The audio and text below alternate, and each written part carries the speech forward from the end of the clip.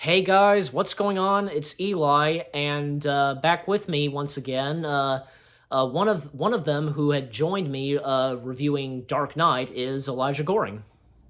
Thank you for having me. I'm So, back. yep. So it's just us. It's just gonna be us. Little Blue, just um, unable to do it, and he just let us. He just went ahead and told us to just go ahead and let it be the two of us reviewing Dark Knight Rises, the third and final installment in the Dark Knight trilogy. And a couple, and this was just, and because this, as I recall, like this film takes place a couple years after what happened in Dark Knight, and Bruce Wayne at one point, he's retired from Batman, and even like say new like villains stepping in. Bane, played by Tom Hardy, and also we get Catwoman, not really a villain and such, but is an anti-hero, and is Bruce Wayne's love interest.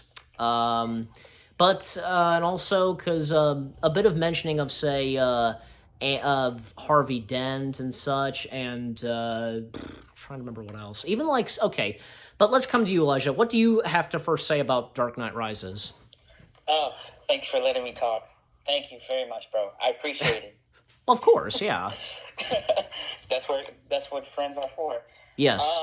Okay.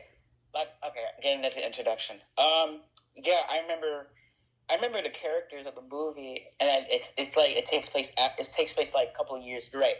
It takes place a couple of years after the second film, and basically, well, I didn't know Tom Hardy was in the movie at the time before he did Venom, the Venom series from Sony, and Anne Hathaway was in it. I was in shock that she was in that movie, played as Catwoman.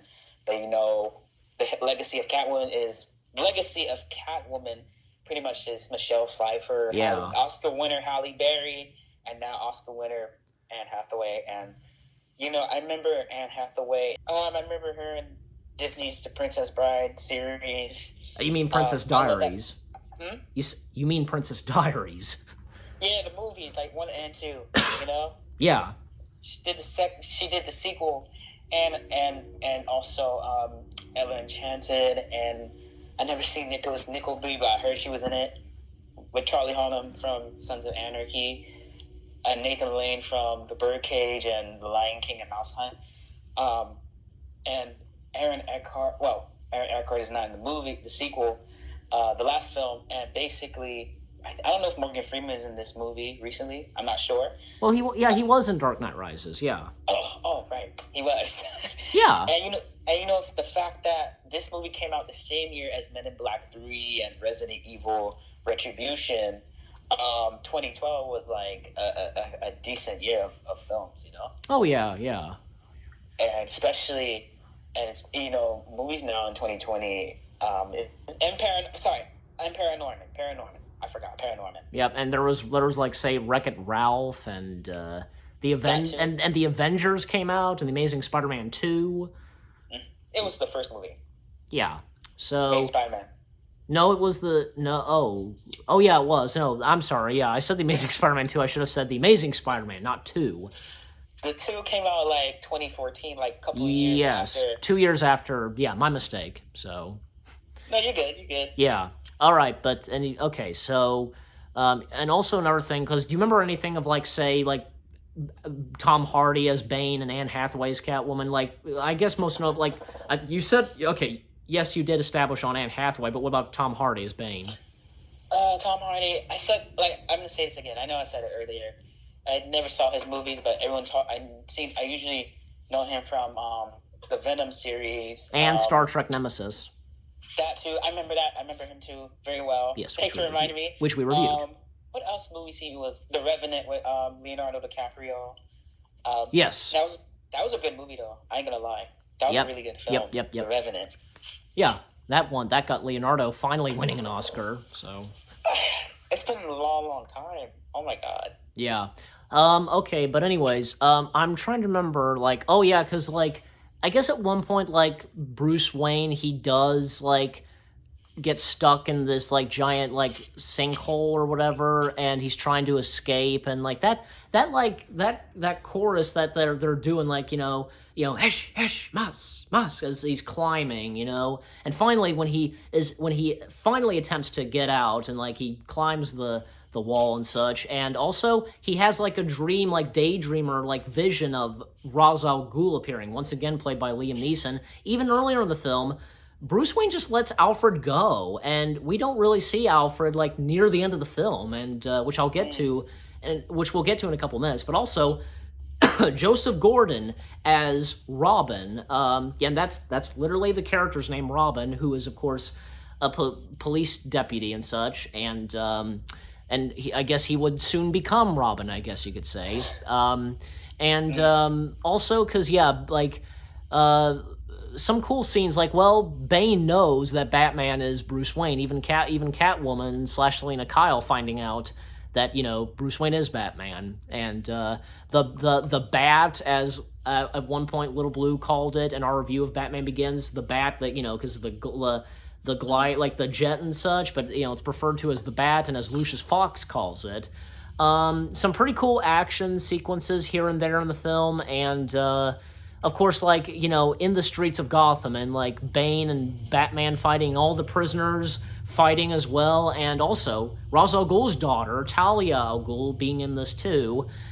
And and it's just interesting how Bane is defeated. Like, like the last we see of him is when, well, Catwoman comes in the Bat Pod and fires on Bane, and that's the last we see of him. Well, I think even Little Blue would say this. Well, that's it just kills Bane instantly. So, but and Commissioner Gordon helping out as well, and he does find out that he finally finds out that Bruce Wayne is Batman, and also Talia al Ghul being killed as well. But you have anything else to say? I'll come back to you.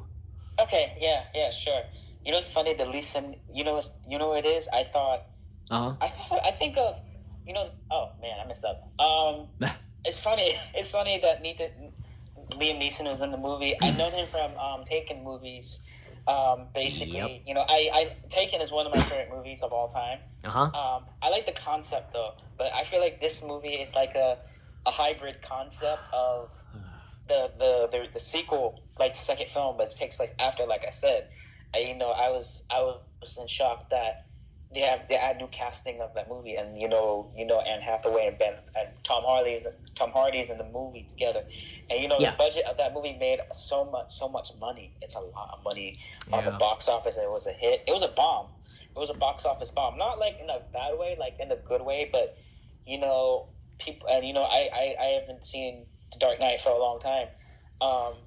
I feel like this movie is a very big movie, and everybody's talking about it, like in the streets, constantly. And when I first saw the movie, I thought it was pretty good, and it's very epic in my opinion. It's a very epic film I ever seen, and it's like the cinematography was perfect, and Christopher Nolan's direction was a friggin' A-list, and hell, I mean, the movie was so good, and like your dad said, it was a masterpiece. And I thought the whole movie was like a huge deal. It is a huge deal, but it's Christian Bale's performance was outstanding, and I never watched one of his movies before. Everyone knows him from American Psycho. I thought he did a great job as Batman, and I was impressed of his role as Bruce Wayne / Batman, and and I never watched Christian Bale movies before, just only the last two Batman films recently in Christopher Nolan's universe, basically, Yep. And it's one of the best movies I've ever saw. It's one of the best movies in Hollywood history, Yeah. All right, but continuing on with Dark Knight Rises, also because I forgot to mention, like, Dr. Crane / Scarecrow does make another appearance in this, and also the final one of the final climaxes when there was a bomb placed in Gotham. It was a mass, like a bomb that would just kill the people of Gotham instantly. But of course, Batman using the bat, and he ropes it to the bat and gets out of Gotham and into the ocean. And Batman sacrifices himself and saving the citizens of Gotham, and the epilogue, well, because pretending that, say, Bruce Wayne is dead too, I guess, and Alfred just having an emotional moment and looking at, Bruce Wayne's parents' graves, because, Bruce Wayne's,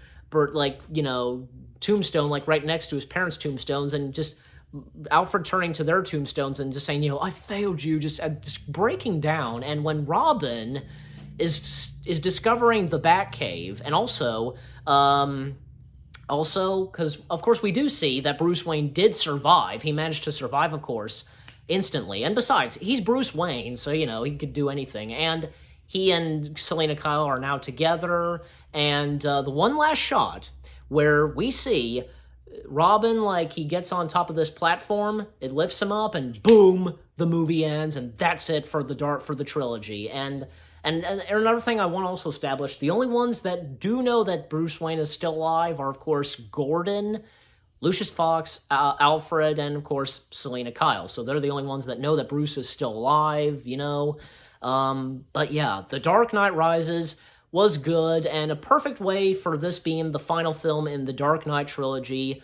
It was perfect, and at the time, it would be the last live-action Batman film we would get, and The Dark Knight Rises would be released just a year before The Man of Steel would come out, which that would be the start of the DC Extended Universe, and that too being produced by Christopher Nolan. But yeah, and now this year, of course, not only is Dark Knight Rises celebrating its anniversary, but this year we of course are getting a new live-action Batman, which of course being the Batman. So that's that. But any last words to say, and before we end our review? Yeah, sure. Yeah, I know. You're right. I heard this year was I don't know. I think it's like the 10-year anniversary of Correct. The Dark Knight Rises. Correct. And basically, I heard Warner Brothers is making releasing a new film called The Batman. They are.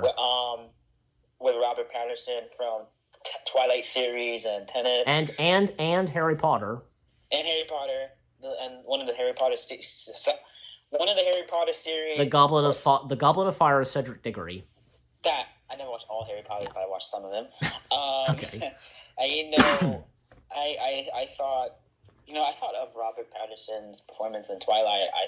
I mean, he was a great actor. He's a good actor to me, and he did a lot of movies throughout his career, and I thought, man, he's one of the best actors I ever known, and I'm not a huge fan of Robert Pattinson, but the thing is about him. I mean, he's a really great actor in my opinion, but one of my cousins, she's a fan of the Twilight movies, and I'm not a huge fan of Twilight like that, but yeah, but it's playing Batman is very different in the role, Yep.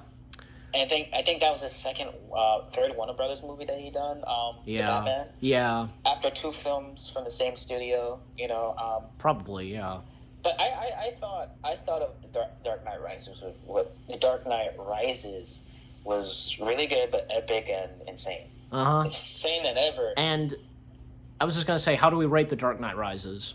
Oh God, I would have to say 5 stars. Okay, you know what? And what the heck? I'm gonna give this a 10 out of 10 because the entire trilogy was great, and Christopher Nolan nailed it at doing Batman and making it realistic. And as Little Blue had kind of said, make it real, etc. And yeah, that's all I gotta say. So, and last words, saying goodbye and such.